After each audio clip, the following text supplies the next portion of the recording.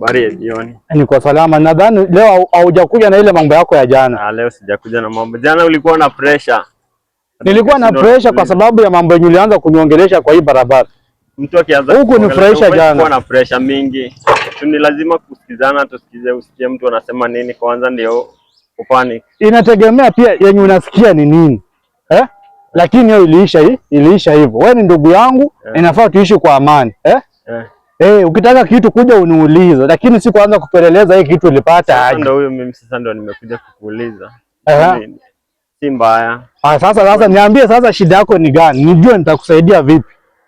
Shida yangu sina shida baida. Ilikuwa tu ni kukuguide kidogo. Nasikia unatembea na bibi yangu. Ndio nilikuwa nataka kujua dada ni gani. Nani alikwambia natembea na bibi yako? Nani alikwambia natembea na bibi? Unajua kuna mambo unaanza kuongea na kushangaa. Uko na akili kweli? Unajua kupata pesa si ya kutumia kwa wanawake. Pesa iko na mahitaji mengi, lakini kama wewe unatumia pesa kama kutumia wanawake wa watu. Mwanamke wako mgani ambao unasema natembea na yeye? Ni mwanamke wako mgani? Umeamua kuchukua pesa kwa kutumia na malaya. Umeamua kutembea na mwanamke wangu, umemfanya mpaka amekuwa malaya. Acha nikuibie siri ndugu yangu. Mwanamke wako si malaya. Kukosa pesa ya kumtunza linafanya anakuwa kama malaya. Anatembezwa kutoka kitanda kimoja mpaka kitanda kingine. Hata mwenyewe alikuja. Hapo kwa kukosa pesa tunapata. Pesa ndio unakosa ya kumtunza mke wako. Ndio maana anakaa kama malaya, kila mtu anatembea na yeye. So kama huna pesa ya kumtunza, hiyo niachie mimi babu. Kama utatumia pesa kwa matumizi ya vitu mzuri, unataka kutumia pesa kwa kutumia wanawake wa watu, utakufa vibaya ndugu yangu. Na kila mtu atakufa. Kila mtu alipangiwa na Mungu kifo chake. Kama nuye ataniua basi acha akaniue. Kutumia wanawake wa watu. Nadhani umeelewa hiyo maneno. So mimi mambo kwanza kuniambia tunatembea na bibi yako, achana nayo.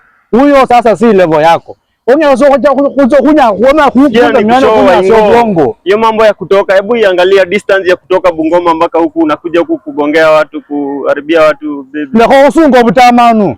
Obora wino butamanu. Kwanza ongea Kiswahili. Sisi ni watu wa huku. Ndio nimekwambia nilipita na yeye sasa hiyo. Mambo ya kunigonga mimi si mtu. Usijaribu kunichukulia kwa hiyo situation. Brother. Enda fanya kazi man. Usijaribu kunichukulia kwa hiyo situation. Unafanya aje? Sasa nimepata mwingine. Tuone kama utarudi tena kwa huyo. So kosa kumtunza basi. Wewe kosa tu kumtunza alafu nipatane na yeye. Ndio utajua ujui. Usijali hata hapo pa kupatana na yeye hakutakuwa. Nakwambia hautamuona huyo. Fanya hivi, wachana na wasichana kwanza, tafuta pesa mzee. Ukishatafuta pesa, sasa kimbizana na wasichana. Shida nyinyi mnatugonge. Ukipata pesa kidogo unaanza kuniharibia bibi. Wewe ndio ulishindwa majukumu.